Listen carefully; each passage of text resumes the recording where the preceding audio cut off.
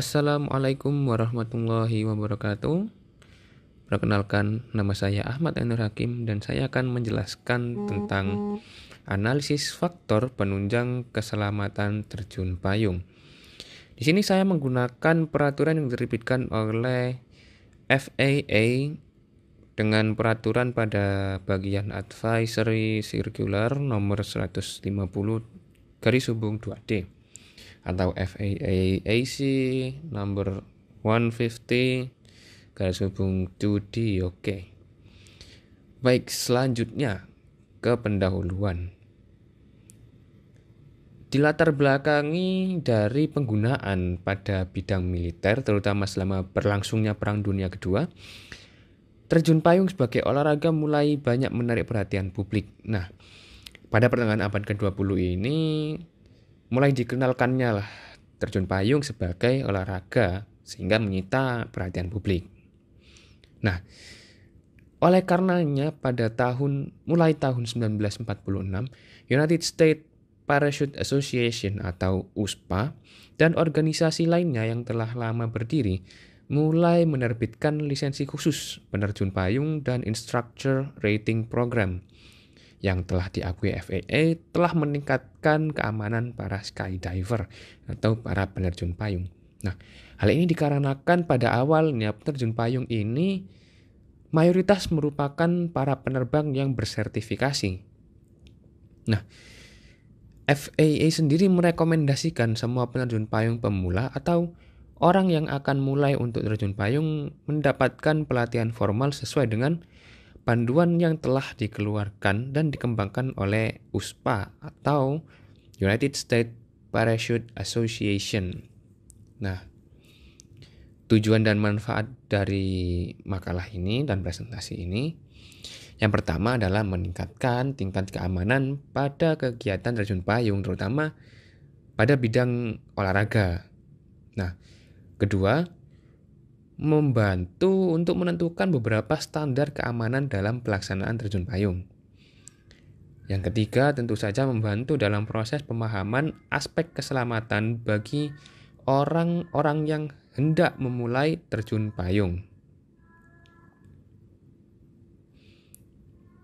Baik, selanjutnya sebelum kita ke yang selanjutnya perlu dipahami bahwa di sini dalam memahami permasalahan ini, dalam memahami faktor keselamatan dalam terjun payung ini tidak hanya berpegang pada FAA Advisory Circular nomor 150/5D, 2D, tetapi juga dengan peraturan yang diterbitkan oleh CFR atau Code of Federal Regulation pada bagian Title 14 atau Title 14. Nah, di sini merupakan kelemahan dari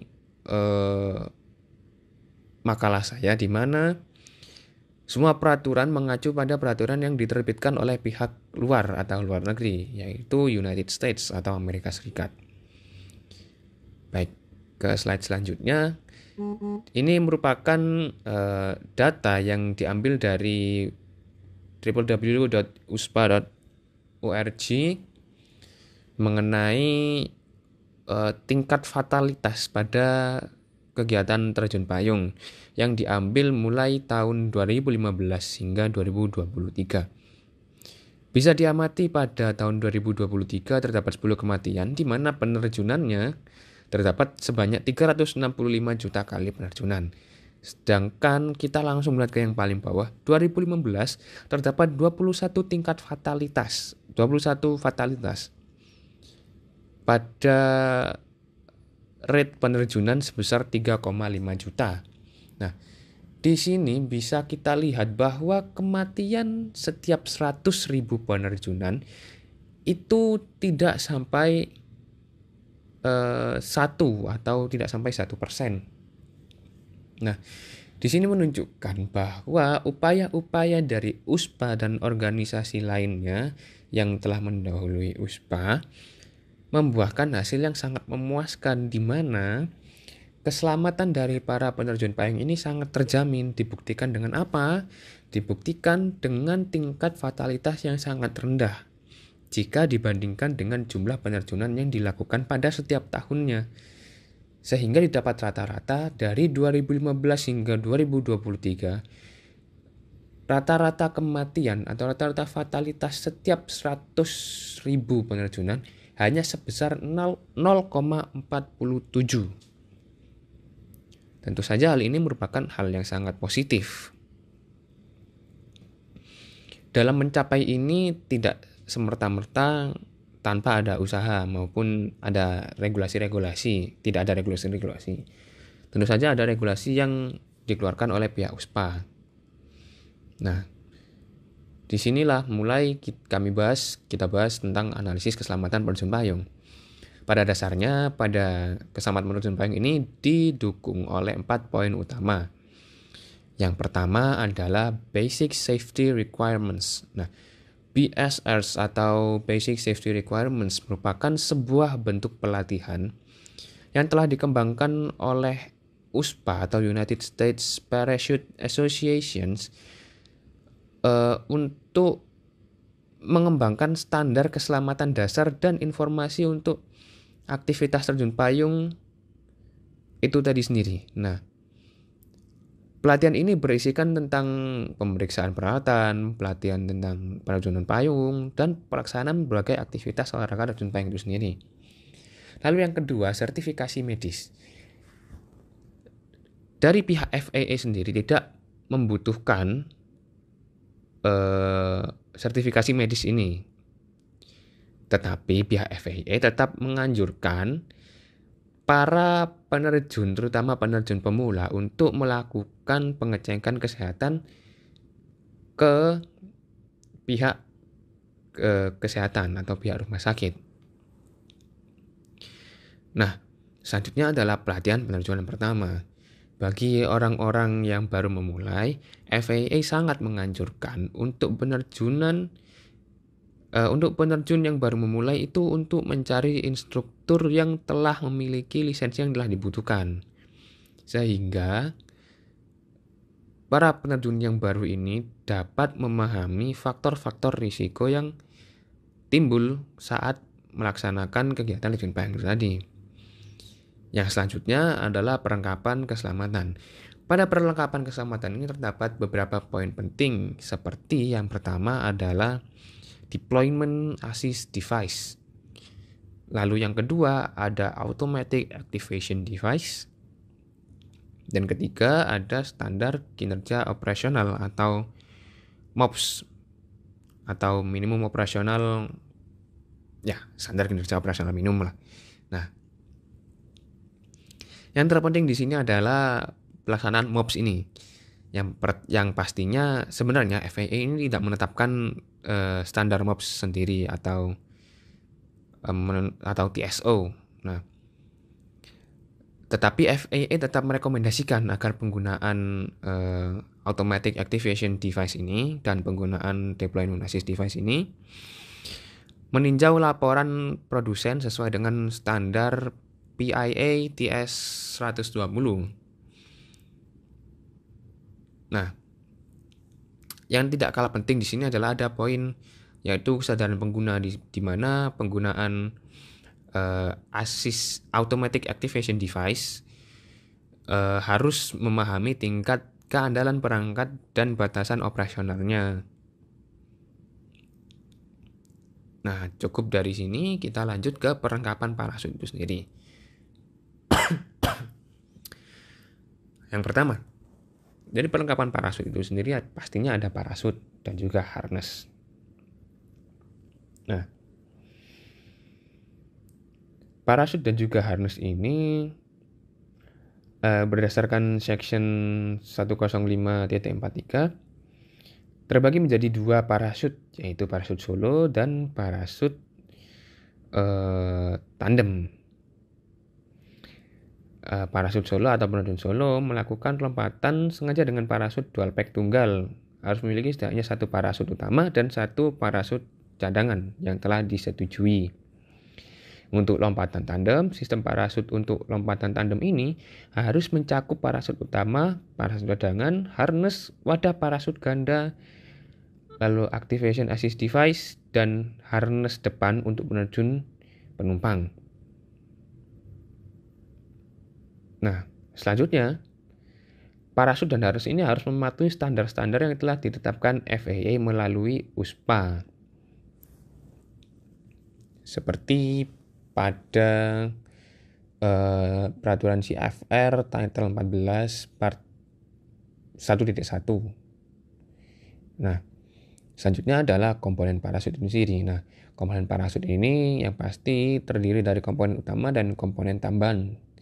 Yang pertama, komponen utama terdapat kanopi, lalu yang kedua ada deployment device atau perangkat pelepasan, lalu yang ketiga ada pilot chute dan atau drogue, lalu yang keempat ada risers, yang kelima ada storage container atau wadah penyimpanan, dan yang keenam ada harness atau tali pengikat, dan ketujuh adalah actuation device atau ripcord.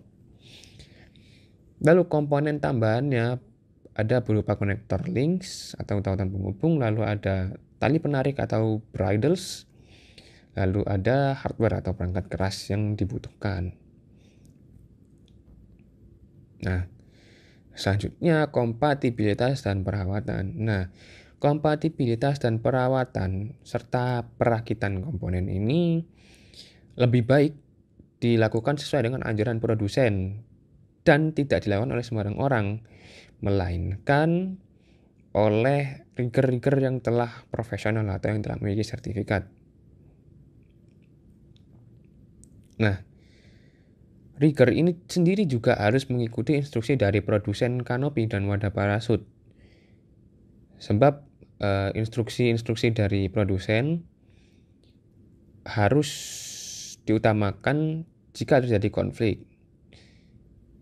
Lalu untuk komponen yang dirakit harus kompatibel tentu saja dan tidak boleh mengganggu fungsi komponen lainnya, seperti tidak boleh memasang kanopi dengan volume yang lebih kecil atau lebih besar dari kriteria desain untuk ukuran wadah tertentu. Jadi harus sesuai dengan spesifikasi yang telah ditentukan oleh pihak produsen.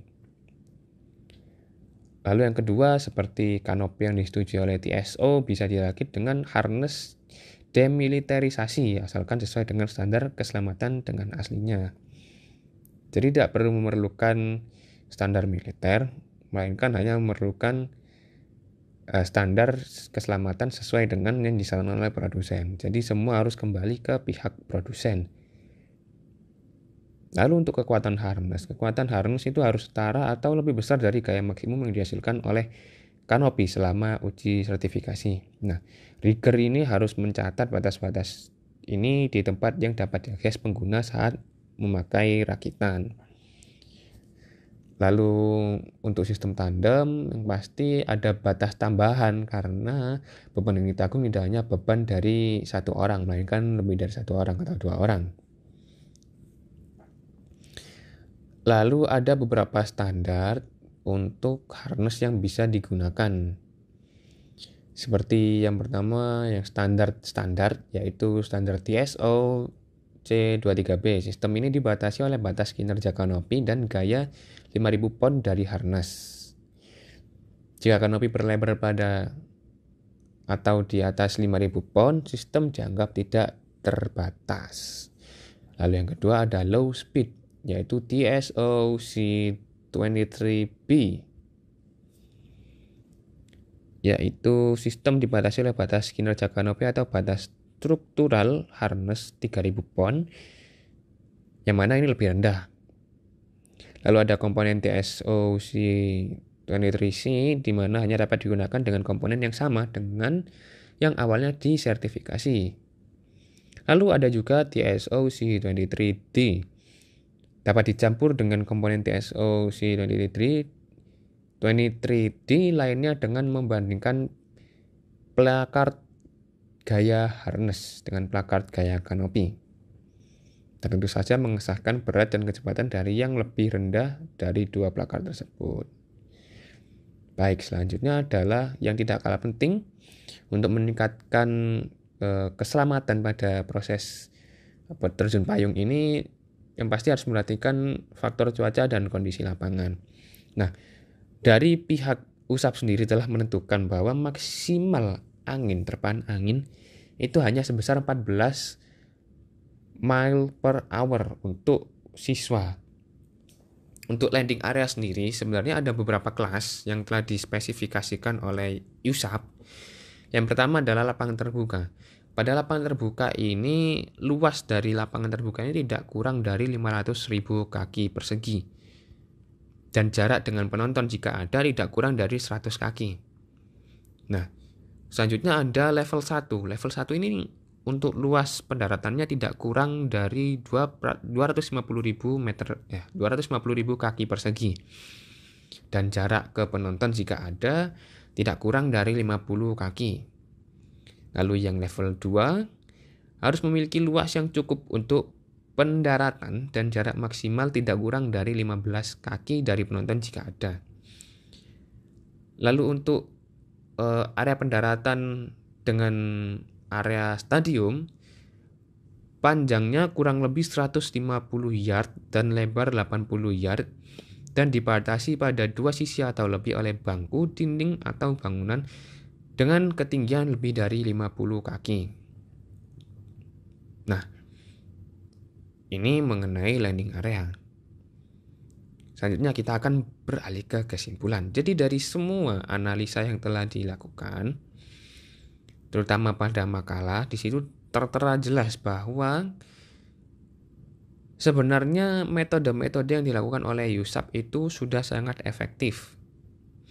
Nah, keefektifan dari metode USAP itu tadi, metode yang tadi buat USAP itu tadi, kami simpulkan bahwa ada beberapa poin penting yang harus menjadi poin utama. Yang pertama adalah pelatihan dan lisensi. Tentu penting untuk keselamatan. Lalu yang kedua ada regulasi peralatan yang harus dipatuhi. Karena peralatan yang kita gunakan pasti menentukan tingkat keselamatan yang kita tanggung juga tentunya. Lalu pemeriksaan medis, meskipun FAA tidak memerlukan catatan medis, tetapi sangat disarankan bagi para penerjun, tidak hanya penerjun yang baru memulai, untuk tetap melakukan pemeriksaan medis untuk mengeliminasi risiko yang dapat timbul ketika melaksanakan kegiatan terjun payung ini.